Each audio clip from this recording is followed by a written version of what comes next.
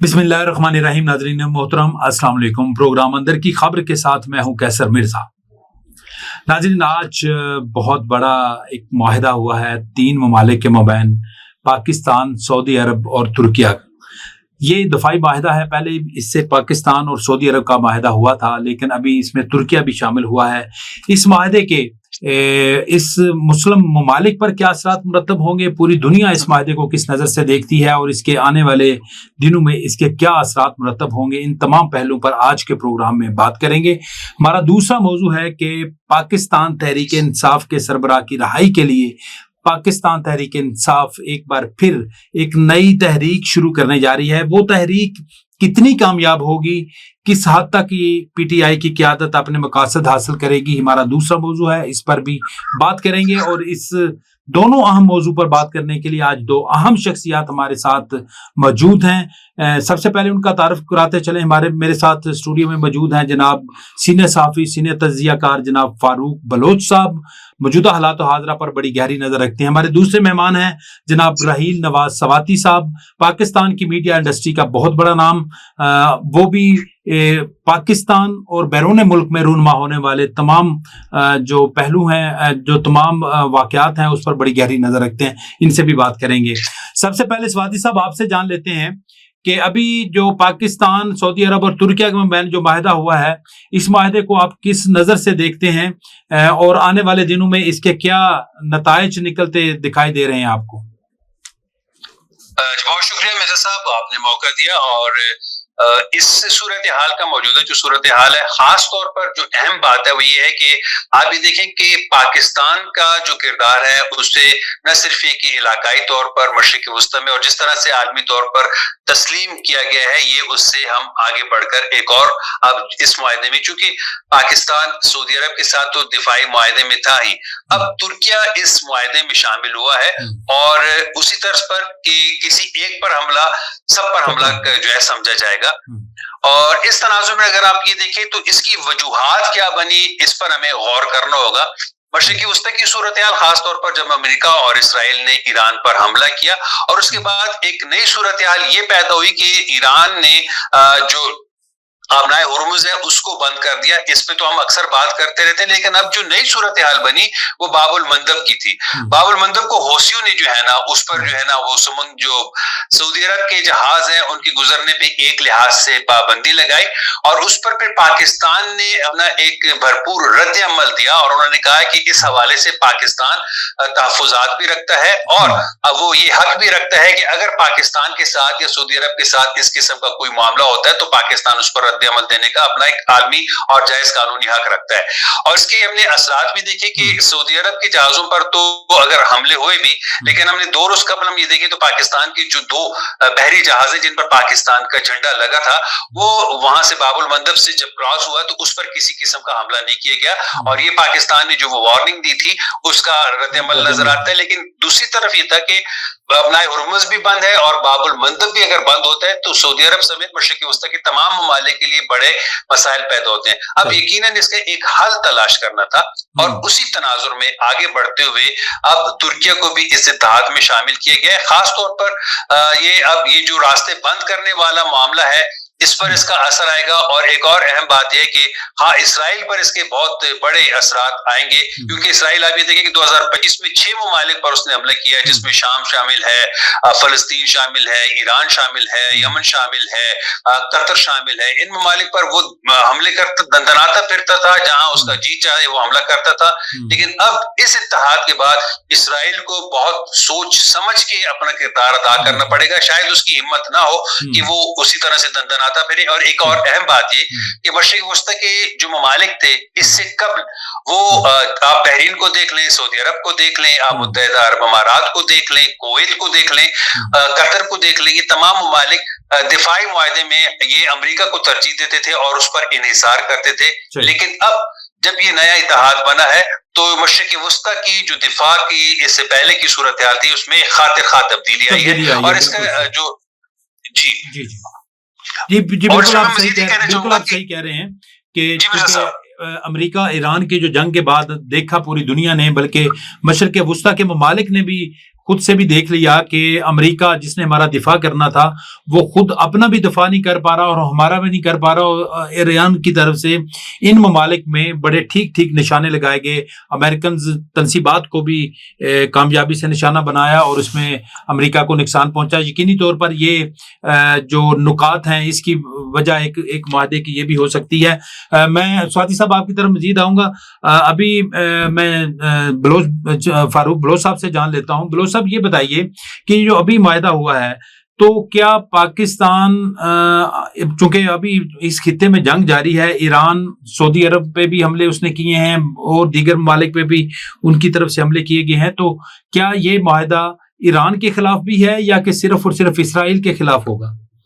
جی مرزا صاحب جیسے سواتی صاحب کہہ رہے تھے, یہ جو صورتحال موجودہ بنی ہوئی ہے مشرق وسطیٰ میں, اس کے تناظر میں اس کے بہت بڑے اثرات مرتب ہوں گے. جیسے اسرائیل کے بارے میں سواتی صاحب کہہ رہے تھے, اسرائیل پہ تو یقیناً اس کے بڑے اس کو روکنے کے لیے جس طرح وہ آگے بڑھتا جا رہا تھا, اور اس سے خطرات یہ بھی پیدا ہوئے تھے کہ کہیں یہ ان جو اس تناظر میں اگر ہم دیکھیں تو جو شام یا قطر یا اس طرح اتنا ان کی اسٹرینتھ نہیں ہے لڑنے کی, تو ان کو تو وہ رونتا جا رہا تھا.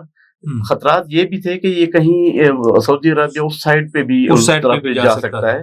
تو اس تناظر میں یہ تو لازمی ہے کہ پاکستان کا ہمیشہ سے یہ ایک سٹانس رہا ہے کہ ہم ارض پاک جو ہے سعودی عرب کی اس کے دفاع کے لیے ہمیشہ سے ہم ان کے ساتھ ہیں. لیکن جو ابھی ان کے ساتھ پہلے بھی ایک ہمارا ان سے ایگریمنٹ ہوا تھا دفاع کا, تو اس کے ایک جو سٹینس کیا گیا ہے اب ترکیہ کو ساتھ شامل کر کے, تو اس میں اب یقینی طور پر اسرائیل کو 1000 بار سوچنا پڑے گا کہ میں نے اس طرف کوئی قدم بڑھانے ہیں یا نہیں بڑھانے. اس کے ساتھ جو ایران کی مسئلہ ہے, ایران کو بھی یقیناً اب اندازہ ہونے لگے گا کہ وہ اپنے ان ممالک میں, چونکہ وہاں پہ جہاں جہاں اس نے اسٹرائک کی ہے وہاں پہ امریکن اڈے ہیں, تو وہاں تو وہ کرتا رہا ہے. سعودی عرب کو بھی اسی وہ لسٹ میں بیسیکلی وہ شامل کرتا تھا کہ وہ ان کے سپورٹر ہیں امریکہ کے یا ان مشرق وسطیٰ کے ممالک کے. لیکن وہ جب پاکستان اور ترکیہ کے ان کے ساتھ کھڑے ہونے کی وجہ سے وہ مجھے نہیں لگتا کہ اتنا ایران جو ہے وہ اس سمت میں کوئی ایسی کوئی کاروائی کرے گا. اور یہ معاہدہ جو ہوا ہے یقیناً تینوں ممالک کے لیے تو اپنی جگہ پہ ایک اس کی ہے وقت ہے کہ یہ ان کو آپس میں بڑا مضبوط کرے گا. لیکن یہ سعودی عرب کے لیے جو خاص طور پر جو صورتحال بن رہی تھی چاروں طرف سے, اس کو بھی زیادہ جو ہے وہ سعودی عرب کے پروٹیکٹ کرے گا. اور ایران کے ساتھ کیونکہ پاکستان کے بھی پاکستان ابھی جو اس ڈیل کروانے میں بھی بڑا گہرا ان کا کردار رہا ہے پاکستان کا, تو مجھے نہیں لگتا کہ ایران کوئی ایسی اس کو حرکت یا حماقت کہیں کہ وہ ان تینوں ممالک کو ملا کے تو پھر اس پہ سعودی عرب یا کسی. تو ابھی تک بھی ایران اور جو امریکہ کی جنگ ہے اس میں بھی ہم نے دیکھا ہے کہ سعودی عرب واحد ملک تھا کہ جو باقی مشرق وسطیٰ کے ممالک سے کم وہاں پہ نقصان ہوا یا کم اٹیکس ہوئے, اور اس کی بنیادی وجہ بھی وہ پاکستانی تھا. اور اکثر یہ بھی اطلاعات آئی تھی کہ ان میں اسرائیل کی طرف سے وہ اسٹرائک کی جاتی تھی اور وہ نام ایران کا لگایا جاتا تھا. سواتی صاحب آپ سے جاننا چاہوں گا کہ اس معاہدے کے انڈیا اور سعودی عرب کے جو تعلقات ہیں اس پر کیا اثرات مرتب ہوں گے؟ دیکھیے اس میں تمام ممالک اپنے مفاد کے مطابق اپنے جو معاملات ہیں دیگر ممالک کے ساتھ وہ کرتے ہیں. اس میں ہم یہ دیکھیں کہ چونکہ ان کے جو کاروباری معاملات ہیں شاید اس پر تو بہت زیادہ فرق نہ پڑے, لیکن ہم نے یہ بھی دیکھا ہے کہ ماضی میں بہت سے مواقع پہ ہمارے اور اگر بھارت کے درمیان میں ایک تفریق ہوتی تھی تو اگر ہم صحیح طور پر دیکھیں تو بھارت کو وہ کاروباری لحاظ سے ترجیح دیتے تھے, ہمیں وہ ترجیح ضرور دیتے تھے, ہمیشہ دفاعی لحاظ سے ہمارے وہ قریب تھے, لیکن جو مالی معاملات میں وہ ہمیں ہمیشہ امداد دیتے تھے, تو اس حوالے سے ہماری قربت اس حوالے سے کم تھی. تو میں سمجھتا ہوں کہ اب پاکستان کا جو وزن ہے وہ مزید بڑا ہے اس حوالے سے. اور اس میں ایک اہم بات یہ ہے کہ سعودی عرب کی ترکیہ اور پاکستان کے اس معاہدے سے بھارت پر یہ فرق اب ضرور پڑے گا کہ جس طریقے سے پہلے اس نے ایک غلطی کی تھی اور مارکا ایکٹ میں اس نے اس کا بالکل بہت ایک واشگاف شکست بھی اس کو سامنے آئی تھی, اب وہ شاید اس حوالے سے سوچ بھی نہ سکے، کیونکہ سعودی عرب بھی پاکستان کے ساتھ ہے اور ترکیہ بھی اس کے ساتھ آ گیا ہے، تو اب اس پر ایک نفسیاتی دباؤ موجود ہے۔ نفسیاتی دباؤ کی میں آپ کو یہ بات کروں کہ حوثی جو جس طریقے سے سعودی عرب پر حملہ کر رہے تھے، اب ان پر بھی ایک نفسیاتی دباؤ ضرور رہے گا کہ اگر اب وہ سعودی عرب پر اس طرح سے حملہ کرتے ہیں جیسے کہ انہوں نے آرامکو پر حملہ کیا، اس کو متاثر کیا، سعودی بحری جہازوں کو انہوں نے متاثر کیا، تو اب حوثیوں پر بھی فرق پڑے گا۔ اور بھارت آپ یہ دیکھیں کہ اس وقت دنیا میں آئسولیٹڈ ہے، وہ تنہا ہے، اس کو اس قسم کی کوئی اہمیت نہیں مل رہی، تو اس سے بھارت مزید وہ پس منظر میں چلا گیا ہے اور پاکستان پیش منظر پر آ گیا ہے۔ صحیح۔ اچھا، تو مجھے سوادی صاحب یہ بتائیے کہ یہ تو ہوا، تو اس میں ہم سعودی عرب کے دفاع کے حوالے سے تو بات کر رہے ہیں، لیکن اس میں پاکستان کو کیا فائدہ ہوگا؟ کیا پاکستان کو اس معاہدے کے بعد کوئی اسٹریٹجک اعتبار پہ کوئی اس سے کوئی فائدہ ملنے والا ہے؟ یقیناً آپ یہ دیکھیں کہ ان تین ممالک اگر ہم اتحاد دیکھیں تو اس میں سعودی عرب وہ ملک ہے کہ جو ایک بڑی عالمی معیشت ہے، اس کے فوائد پاکستان کو ملے بھی ہیں، مزید ملیں گے۔ اور میں آپ کو ایک اور بات بتاتا چلوں کہ ہم عموماً دفاعی معاہدے کی بات کر رہے ہیں، اور یہ جو معاشی معاہدات ہیں بہت سے کام اس پر اس وقت بھی جاری ہے، جس کی تفصیلات ابھی تک سامنے نہیں آئیں، لیکن وہ سامنے آئیں گی۔ پاکستان کو اس سے معاشی فائدہ بھی ہوگا، اور ابھی یہ بات یہاں پر رکے گی نہیں۔ یہ جو دفاعی معاہدہ ہوا ہے یہ یہاں پر رکے گا نہیں۔ جو میرا اپنے جو معلومات ہیں یا جو میرے اپنے تجزیہ ہے، اس میں دیگر ممالک بھی آپ یہ دیکھیں کہ کوئی جولائی کے آخر میں کویت کے وزیر خارجہ کوئی 26 سال کے بعد وہ وہاں سے کوئی آیا، اور یہاں پر آ کر انہوں نے بھی اپنے جو 2023 کا دفاعی معاہدہ تھا اس کی توثیق کی ہے۔ ہمارے اور کویت کے درمیان جو ہے سفارتی معاملات کافی سرد تھے، لیکن ایک بڑے طویل عرصے کے بعد ان میں بھی گرم جوشی ہمیں دیکھنے کو ملی۔ تو آپ مستقبل میں ہمیں اس بات کی بھی توقع ہے کہ اس معاہدے میں مزید مشرق وسطیٰ کے ممالک بھی شامل ہوں گے۔ تو مشرق وسطیٰ کی وہ ممالک ہیں جو معاشی لحاظ سے بہت بہتر ہیں، بہت طاقتور ہیں، تو ان کی جو معاشی جو اثرات ہیں وہ پاکستان کو بھی میسر آئیں گے۔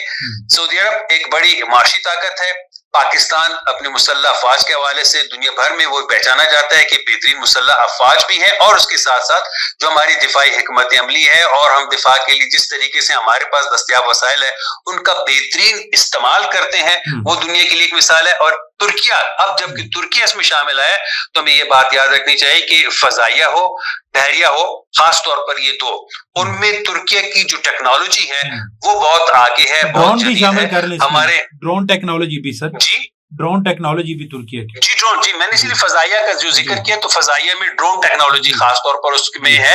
اور پھر بحریہ میں ہم بات کریں تو بڑے اور چھوٹے جنگی جہاز، جدید جنگی جہاز بنانا، اس کی ٹیکنالوجی بھی ترکیہ کے پاس ہے، اور ہمارے 4 جہازوں کا ہمارے ان کے ساتھ معاہدہ تھا، وہ 4 جہاز بن چکے، پاکستان نے ترکیہ سے وہ حاصل کیا ہے۔ تو ٹیکنالوجی کے لحاظ سے جدید دفاعی نظام ترکیہ کے پاس، ایک بہترین مسلح افواج، اور اس کے ساتھ ساتھ ایک معاشی قوت سعودی عرب، تو یہ اتحاد دنیا کے لیے بہت توجہ کا حامل ہوگا، اور مشرق وسطیٰ کے ساتھ عالمی سطح پر بھی اب، اور یہ دوسری وہی بات ہے، آپ یہ دیکھیں کہ نیٹو کا بھی یہ اتحاد ہے کہ ایک پر حملہ سب پر حملہ، تو اسی میں یہ سمجھتا ہوں کہ یہ ایک اسلامی نیٹو ہے جس کا آغاز ہوا ہے، اور میں یہ امید کرتا ہوں کہ اس میں مزید ممالک بھی شامل ہوں گے۔ مجھے علامہ اقبال کا ایک شعر یاد آ رہا ہے، ان کی ایک شعر تھا، ان کا شعر تھا کہ ایک ہو مسلم حرم کی پاسبانی کے لیے، نیل کے ساحل سے لے کے تا خاک کاشغر، تو مجھے یہ اس طرف جاتی ہوئی بات نظر آتی ہے۔ بالکل صحیح، بالکل علامہ اقبال کا جو خواب تھا، جو شعر تھا،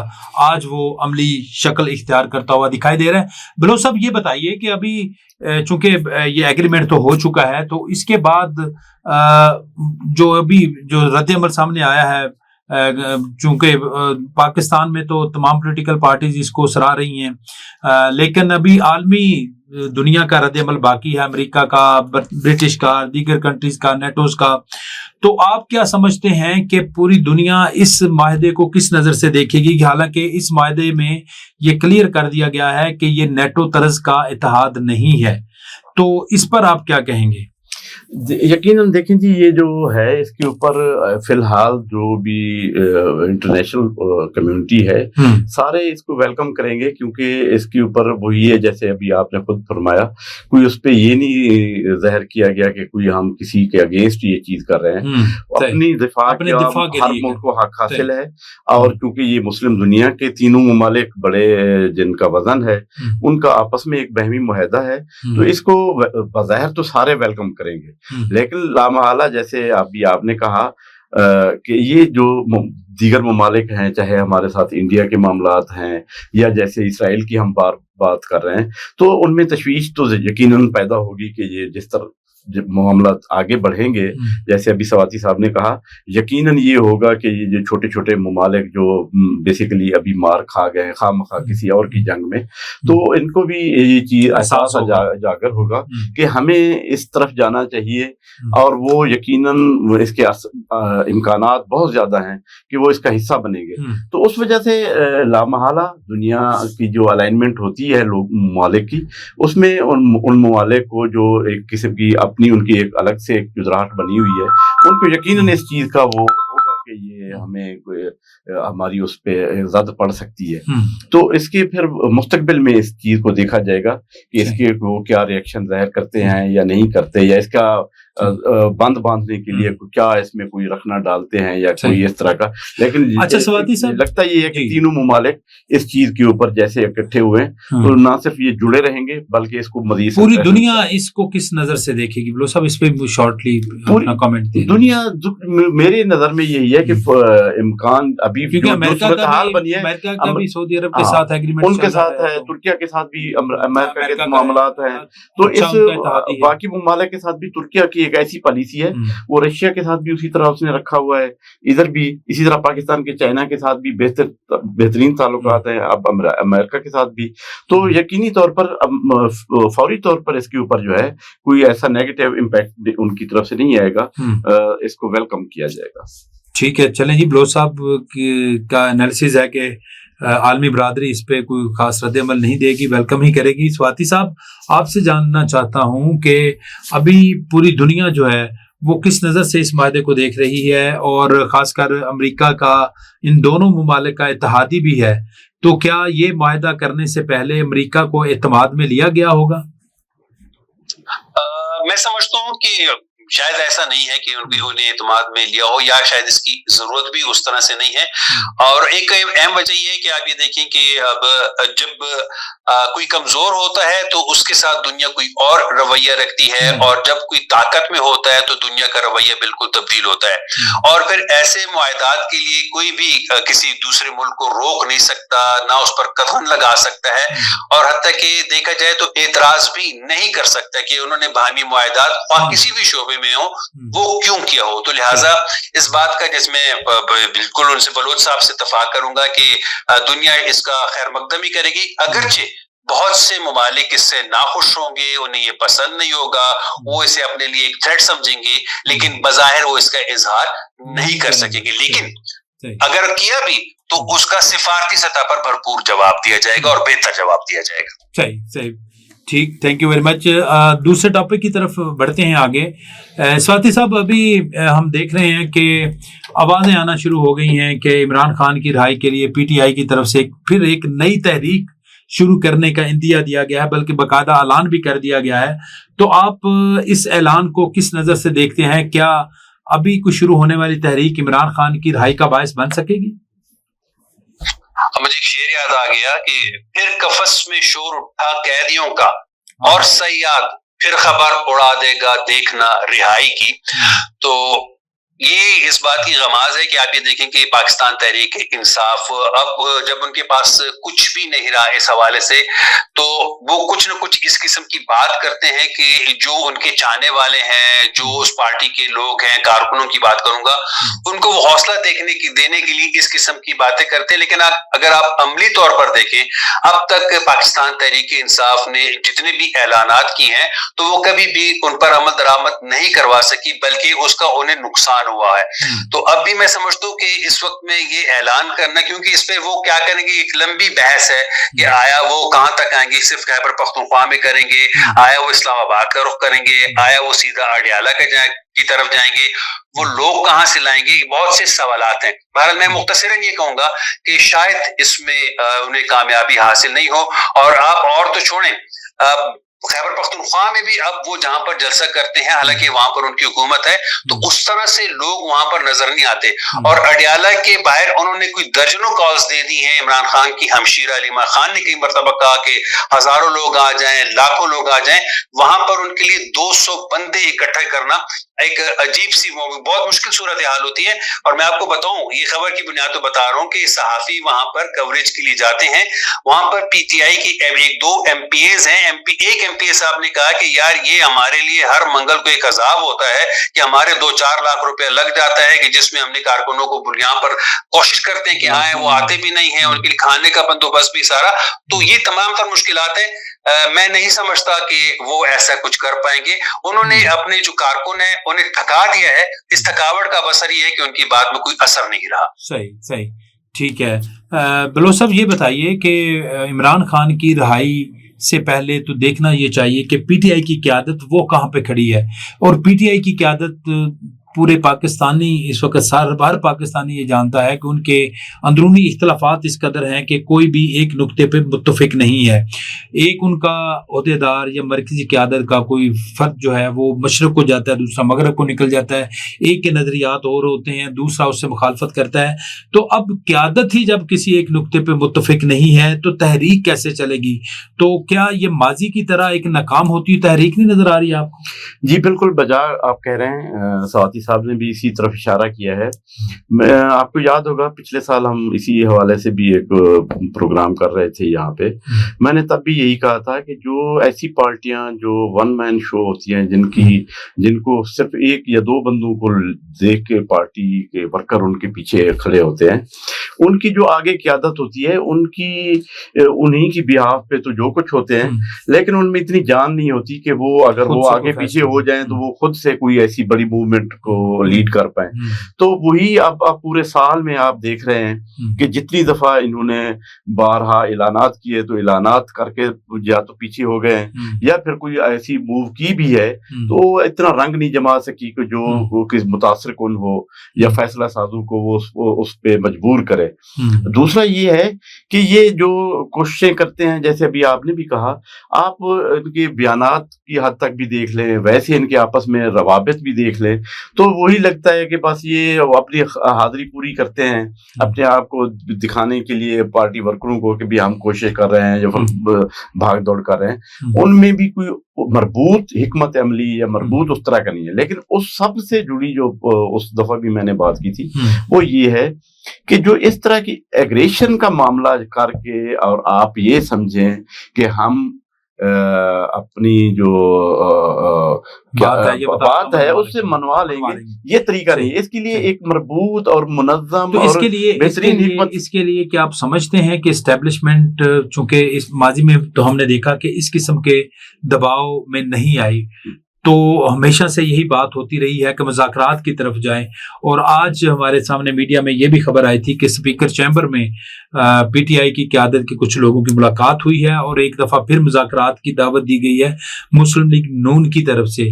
تو اس عمل کو آپ کس نظر سے دیکھتے ہیں؟ کیا کہیں پہ پس پردہ کچھ چیزیں طے ہو چکی ہیں یا ہو رہی ہیں؟ دیکھیں, جس طرح کے معاملات یا ریومرز چل رہی ہیں موجودہ حالات میں, اور ویسے بھی ملک کے جو معاملات ہیں, چاہے وہ انٹرنیشنل سطح کے اوپر جو ایک سینیریو بنا ہوا ہے یا ملکی جو معاملات ہیں, ہم سارے پاکستانیوں کی ہمیشہ سے یہ خواہش ہے کہ ہمارے اندرونی جو معاملات ہیں وہ اسٹیبل ہوں, اس میں کسی قسم کی خواہ کی جو ہوتی ہے نا اس قسم کی افراتفری نہ ہو. اس کے لیے تو سب کی خواہش ہے کہ یہ سارے جماعتیں جو ہیں آپس میں باہمی اتفاق سے ملیں, اور وہ چاہے جتنے بھی کوئی شدید اختلافات ہیں یا کوئی ایسی کہ ان کی کوئی مجبوری یا کوئی معاملات پھنسے ہوئے ہیں, ان کو اگر باہمی اتفاق سے مل جل کے کریں. اور یہی میں اشارہ کر رہا تھا کہ پی ٹی آئی کے لیے بھی بہترین آپشن تب سے لے کے اب تک یہی ہے کہ وہ سیاسی جو جماعتیں ہیں ان کے ساتھ انٹیکٹ ہو, وہ جو خواہ کی لڑائی یا خواہ کی جملے بازی اپنی فوج کے اوپر یا اس طرح اداروں کو متنازع کرنے کی ہے، جب تک اس سے پیچھے ہٹ کے ایک ادب اور احترام اور اس طریقے سے ان سے یعنی کہ آپ کی نظر میں ڈائیلاگ ہی واحد رستہ ہے، اور اس کے لیے پہلے پی ٹی آئی کو اپنے آپ کو سرنڈر کرنا پڑے گا یا 2 قدم پیچھے ہٹنا پڑے گا. جو ماضی کا ان کا رویہ ہے اس کے حوالے سے یہ تاثر تبدیل کرنا ہوگا کہ وہ مزاحمتی پارٹی نہیں ہے، وہ ایک جمہوری پارٹی ہے جو ڈائیلاگ پر یقین رکھتی ہے. لیکن ابھی تک تو ہمیں ان کی طرف سے کوئی پازیٹیو چیز سامنے نہیں آئی. سواتی صاحب، آج ہم نے دیکھا ہے کہ بلاول بھٹو زرداری نے کشمیر میں وہاں پہ خطاب کرتے ہوئے کہا ہے کہ ہمارا تو وزیر اعظم سے کوئی اعتراض نہیں ہے، وزیر اعظم پہ کوئی تحفظات نہیں ہے، بلکہ ہمیں تو کچھ ایسی قوتیں لڑانا چاہتی ہیں جو نون لیگ کے ساتھ بھی جو نون لیگ کو بھی دباؤ میں رکھتی ہیں. تو میرے خیال میں ان کا واضح اشارہ اسٹیبلشمنٹ کی طرف تھا یا محسن نقوی کی طرف. تو آپ کیا سمجھتے ہیں کہ یہ پی ٹی آئی، یہ جو بلاول بھٹو ہے، پیپلز پارٹی ہے، یہ کس ڈگر پر چل پڑی ہے ابھی؟ دیکھیں، آپ اگر پاکستان پیپلز پارٹی کا ٹریک ریکارڈ دیکھیں، خاص طور پر جب بھی کئی بار انتخابات ہوں، پاکستان میں ہوں یا اس وقت ہم یہ دیکھ رہے ہیں کہ آزاد کشمیر میں ہو رہے ہیں، تو جب انتخابات کا ٹائم ہوتا ہے تو وہ بالکل مسلم لیگ کو ایک مخالف کی طرف سے ڈیل کرتے ہیں، اور اس کے بعد تمام جو ہے معاملات ہیں وہ معمول پر آ جاتے ہیں. اب بھی انہوں نے بڑی سخت بات کی، تو میرے اس وقت بھی یہی رائے تھی کہ جب یہ تیسرا مرحلہ انتخابات کا ختم ہو جائے گا تو اس کے بعد بلاول صاحب بھی بالکل نارمل ہو جائیں گے، اور یہ جتنی بھی باتیں انہوں نے کی ہیں. اور میں آپ کو ایک اور بات بتاؤں، لیکن سواتی صاحب انہوں نے رخ بدل لیا ہے نا، انہوں نے رخ بدل لیا ہے. انہوں نے کہا کہ کچھ قوتیں ایسی ہیں جو ہمیں اتحادیوں کو آپس میں لڑانا چاہتی ہیں.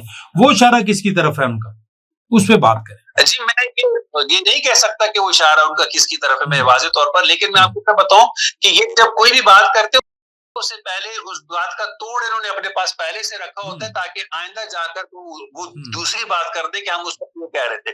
تو اس وقت میں یہ سمجھتا ہوں کہ وہ ان کی ہر بات کے جو جوابی بات ہوتی ہے نا، ان کے پاس پہلے سے تیار ہوتی ہے. تو یہ جو بھی سکتے ہیں، یہ انتخابات بھگتانے کی حد تک ہے، کبھی وہ کوئی بات کریں گے، کبھی وہ کوئی بات کریں گے. اور میں اگر دوسرے الفاظ میں کہوں، انتخابات ہوتے ہی بلاول بھٹو بھی اچھے بچے بن جائیں. ہاں ٹھیک ہے، صحیح ہے. چلیں، ابھی چند دن رہ گئے ہیں. آج تو خیر آزاد کشمیر کا جو الیکشن شیڈول تھا تیسرے مرحلے کا، اس میں بھی تبدیلی کی گئی ہے. 2 حلقوں کو بعد میں ان کے الیکشنز کو جو ہے وہ روک لیا گیا ہے بعد میں اس کا شیڈول.